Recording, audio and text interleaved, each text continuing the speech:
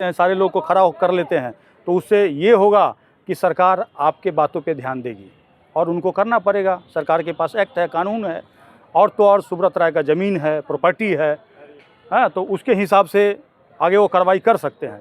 तो इसी के लिए हम लोग जमा हुए हैं, और जमा हुए हैं तो हम चाहेंगे कि आप में से एक एक लोग क्या क्या कर सकते हैं, एक सुझाव दीजिए।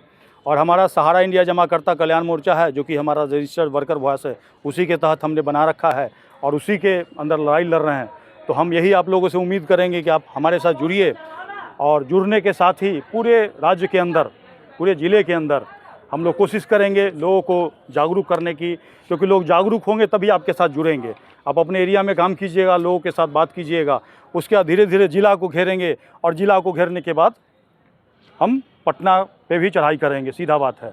और सरकार चक्का जाम, देखिए अब हमारे पास उतना स्ट्रेंथ होगा तो हम चक्का क्या पूरा बिहार बंद कर देंगे।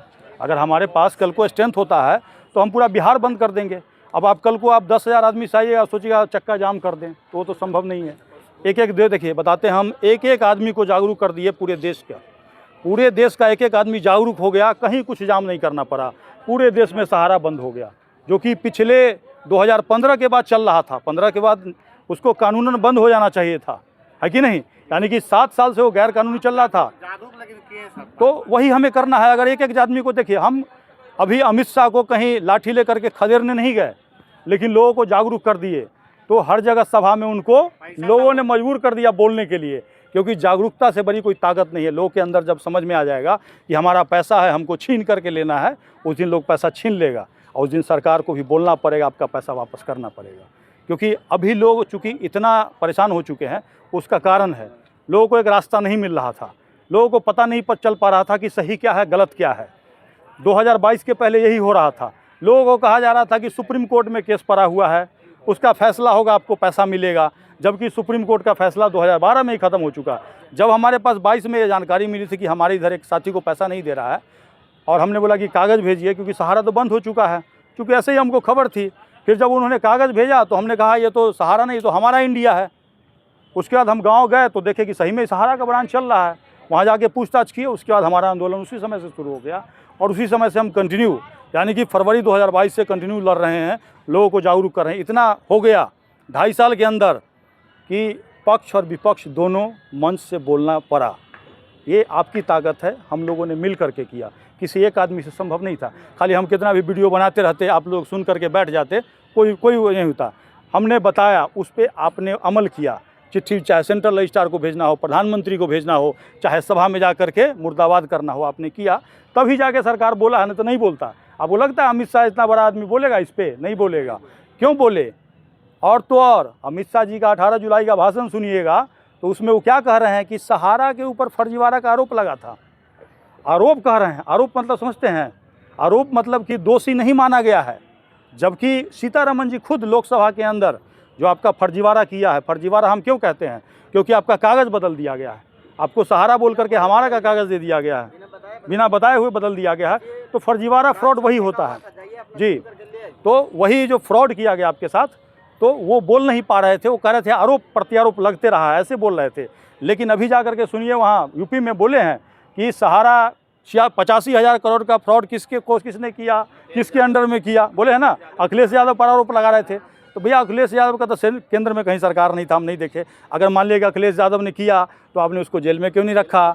और सहारा ने अगर स्कैम किया, तो आप बाहर क्यों लाए उसको बाहर क्यों लाए? और अगर बाहर लाए और वो मर गया, तो उसका हमको सर्टिफिकेट क्यों नहीं दे रहे हैं, पोस्टमार्टम वाला? RTI तो लगा है, क्यों नहीं दे रहे हैं? चलिए हमको नहीं दिए, आपने कोर्ट को क्यों नहीं बताया? सही बात है कि नहीं? 6 महीने बाद कोर्ट का जब डेट होता है, तो सुब्रत राय की मृत्यु हो गई, ये बात तो सरकार को बताना चाहिए कोर्ट में कि 23 तारीख को डेट है। एक दिन पहले ही कोर्ट में सहारा के साथ मिलकर के, सेबी के साथ मिलकर के खड़ा हो जाते हैं और कहते हैं भैया हमको सितंबर का डेट दे दीजिए। ये क्या मतलब होता है? कंटेम्प्ट का केस चल रहा है, माननीय सुप्रीम कोर्ट के आदेश का अवहेलना का केस चल रहा है, तो उसमें तो बताना चाहिए ना, जिसके खिलाफ हुजूर केस है वो तो मर गया है, इसका जो है ना डेथ सर्टिफिकेट हम बाद में ला करके जमा कर देंगे। एक लाइन में तो बोला जा सकता था। तो कहीं ना कहीं कुछ गड़बड़ है, क्या है ये नहीं कह सकते, लेकिन RTI लगा हुआ है, फर्स्ट अपील लगा दिए हैं, आज न कल उसकी भी सच्चाई निकल के आ जाएगी।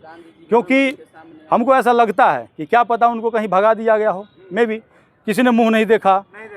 वो पेरोल पे थे। कहने का मतलब कोर्ट से उनको छुट्टी मिला हुआ था किसी कारण से, उनकी माँ की मृत्यु हो गई थी, वही पेरोल बढ़ रहा था। तो उनकी अगर मृत्यु हुई तो पुलिस को जांच देना चाहिए था, पोस्टमार्टम सरकारी होना चाहिए था, सही बात है ना। तो ये सब तो हुआ नहीं, किसी ने नहीं देखा, किसी ने चेहरा नहीं देखा। और तो और उनकी वाइफ आ गई है, और वाइफ जब आई है तो कौन मिलने गया था? राजनाथ सिंह मिलने गए थे। ऐसे पुलिस जाती है MP से और बिहार से पकड़ने तो वो नहीं मिलते हैं, कोई नहीं मिलता ना, लेकिन राजनाथ सिंह से मिल लेते हैं। इसका मतलब क्या है? इसका मतलब वो कह रहे हैं जो अमित शाह जी, तो इसका मतलब लोगों को बेवकूफ़ समझ रहे हैं, तब ना बोल रहे हैं किसकी सरकार थी। तो इसी पे हम सभी लोग इकट्ठा हुए हैं, और हम आप लोगों को जब फ़ोन किए थे तो बताए थे कि एक ID प्रूफ का फ़ोटोकॉपी लाइएगा, 2 फ़ोटो लाइएगा। तो उसके तहत हम आप लोग को ये करें कि हमारे साथ जुड़िए, और जुड़ करके हम लोग सब मिल करके लड़ेंगे। क्योंकि अभी तक हम एक जगह थे, और धीरे धीरे अगर हर जगह होंगे, कल को आपके ज़िला में कल को 50, 100, 200 आदमी ये कीजिएगा, कल को बुलाइएगा, हम वहाँ आएंगे और 100 को 2000 करने की कोशिश करेंगे, और जिलाधिकारी तक पहुँच जाएंगे। ऐसे ऐसे करके हर जिला में करते हुए आज जब पटना को भरेंगे तो 10,000 नहीं, कई 1,000 हो सकता है। हमको लगता है गांधी मैदान फुल हो जाएगा, कोई बड़ी बात नहीं है। जितने लोगों का पैसा है गांधी मैदान फुल हो सकता है, सही बात है ना। अब बताते हैं, हमारे इधर स्थिति ये है, हमारे यहाँ का जो नेता है ना, वो पैसा खर्चा करने के बाद भी 100 आदमी को नहीं उतार पाता है सड़क पे। हम 1 रुपया खर्च नहीं करते हैं, लोग अपना पैसा खर्चा करके, अपना दिहाड़ी मार करके 3-4 हज़ार आदमी उतर जाता है, और जितना भी ऑफिसर है वो ऑफिस छोड़ करके भाग जाता है। क्यों? क्योंकि पहली बार BJP वाला आया था, उसको हमने भगा दिया था। इसलिए भगा दिया था क्योंकि वो झूठ बोल रहा था। हम जब आया तो हमने नहीं कहा जो भागिए, हमने कहा आए हैं तो हमारा साथ दीजिए, लेकिन साथ नहीं दिया, वो उल्टा झूठ बोल रहा था।